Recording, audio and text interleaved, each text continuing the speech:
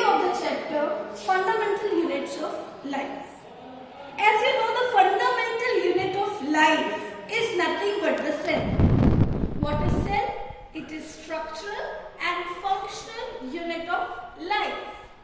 Why is it called so? Because it is a structural entity. It gives structure to each and everything. And then most of the functions, be it excretion, digestion or any other life process, independently can be performed by a cell. So today we are going to study in detail about the cell. So you know, cell has different parts which are called as organelles, right?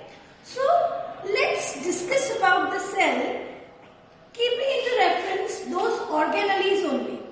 And you must be knowing that the organelles are of two types. Some are membrane bound, other are non-membranous. So accordingly, you can see that here in the flow chart, I have divided the cell organelle on two bases, that is membrane bound and non-membranous. Membrane bound is further divided into two, single membrane organelles and double membrane organelles. As far as the single membrane organelles are concerned, the first being endoplasmic reticulum. Endoplasmic reticulum is an organelle which is further divided into two types, that is RER, the full form is rough endoplasmic reticulum, and the other one is SER, that is smooth endoplasmic reticulum. Now you must be thinking that why this RER is called rough and why this SER is called as smooth. Yes, it is an important question and can be asked in the exams also. So rough endoplasmic reticulum is called as rough because of the presence of another organelle which is called as ribosomes. So on its surface, certain small structures are present which are called as ribosomes that make its appearance little rough. That's why it is called as rough endoplasmic reticulum. Now come to this smooth endoplasmic reticulum. It is quite very obvious. If the presence of ribosome is making it rough, so when the ribosomes are not present or they are absent, it will make it smooth. So I hope this is clear to you that what is RER and what is SER. Now let's see its position also in the cell. You could see that here, somewhere surrounding the nucleus, endoplasmic reticulum is present in the form of tubules. So it is surrounding the nucleus. And most of the ribosomes which are produced inside the nucleus get settled over the endoplasmic reticulum, which makes its appearance rough, and somewhere where they are not settled, that endoplasmic reticulum is called as smooth endoplasmic reticulum. And as you could make it out that what would be its main function. Its main function is transport.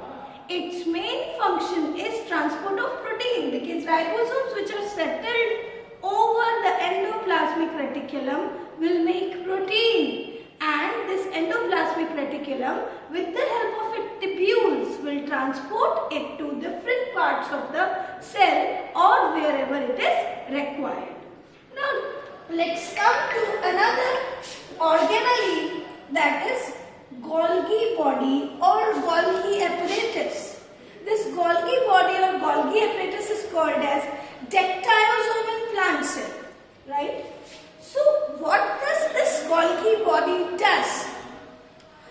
Children, let's take an example of a library, a printing press, sorry.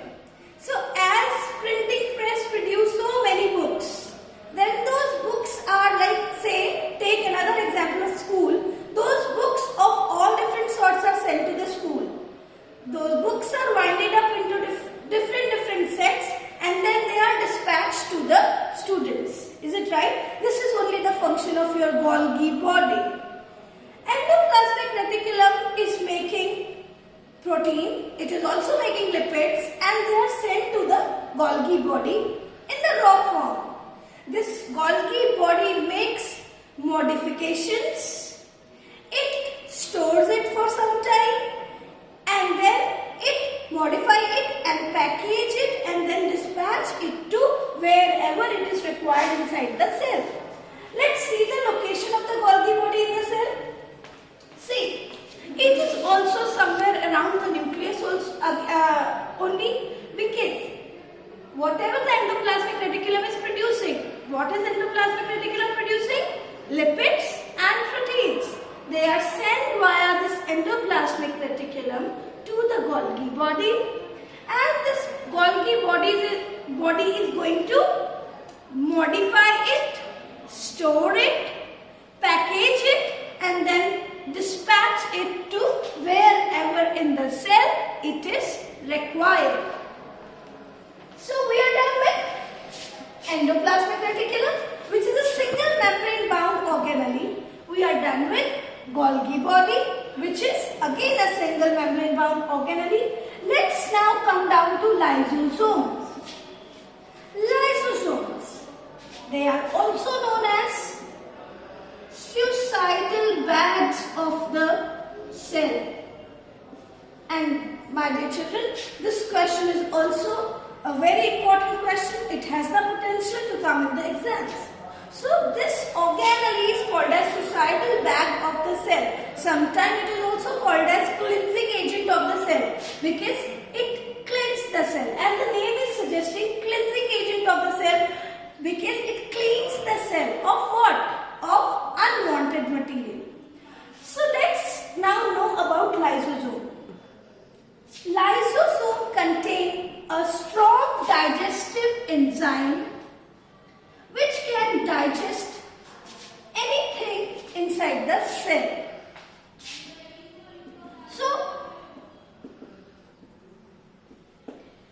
these lysosomes are produced by these Golgi bodies only.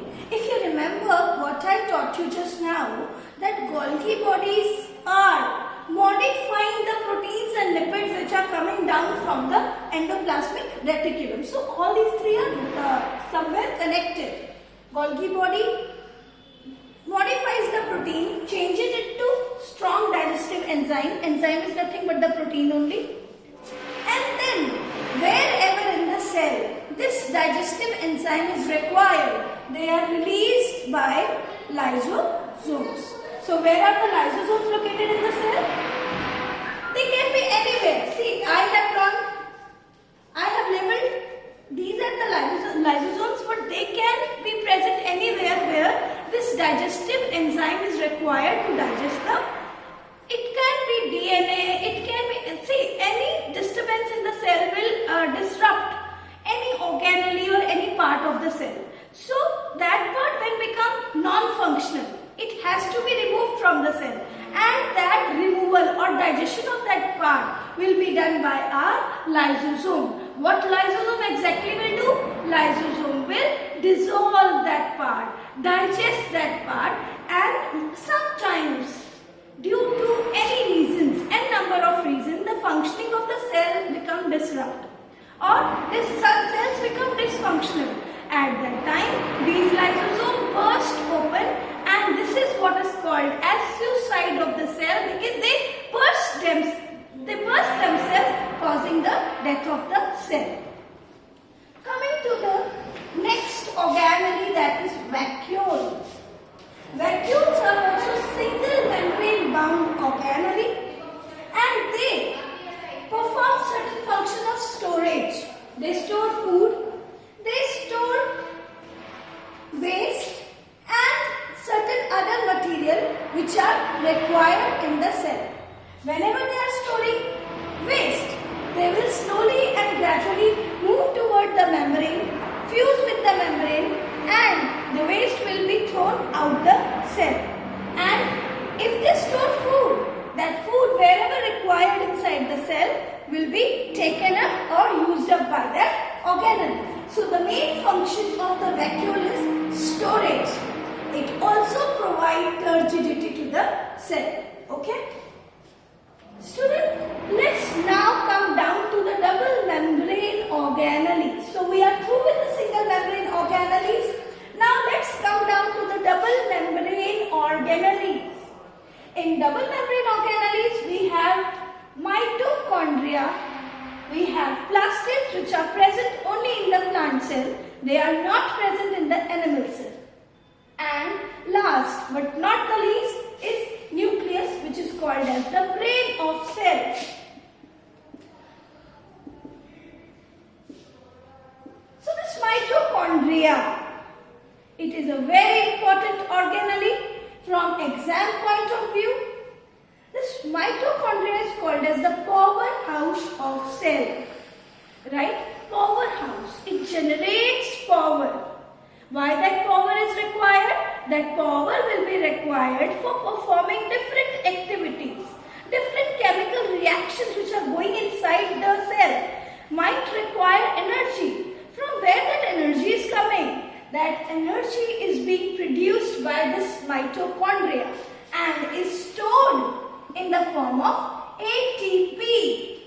So what will be the full form of ATP? It is adenosine triphosphate molecule which will give energy to the cell to perform various chemical activities as well as certain mechanical activities. So where is the location of this mitochondria in the cell? See children, it is a double membrane structure. The outer membrane is smooth as compared to the inner membrane, and inner membrane is highly folded. You can see over here, the inner membrane will be highly folded, and on this inner membrane, ATP generation takes place on F1 particles.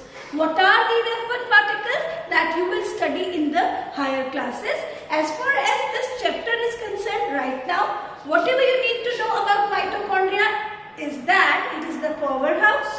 Why it is called as powerhouse? Because it generates energy in the form of ATP. Where that energy will be used? That energy will be used for different chemical activities and some mechanical activities also.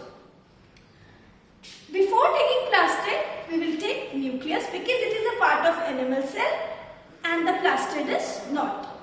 Nucleus, as you can see, is a major point of difference in plant cell and animal cell. In animal cell, it is centrally located, and in plant cell, it is somewhere around the periphery or somewhere around the cell wall and cell membrane. Nucleus is called as the brain of the cell. So it gives us a clear-cut picture that nucleus will be performing all the major activities of the cell. All the important decisions, all the important activities will be indicated by the or initiated by the nucleus. Secondly, it also, see, in the center we have nucleus. It is a double membrane structure. Endoplasmic reticulum is associated with it. Inside the nucleus there is nucleoplasm. In the central there is nucleolus, another organelle which is responsible for the production of ribosomes. You know, I was talking about ribosomes when we were discussing about endoplasmic reticulum. So those ribosomes were produced from inside the nucleolus. Nucleus not only consists of, we discussed, the nuclear membrane, which is a double membrane, nucleoplasm, nucleolus, and a very important component, that is DNA, which is a inheritance material. So because of this DNA, your nucleus also has a very important role in cell division or inheritance. So when this nucleus will divide, this DNA will also be inherited by the offspring. Okay.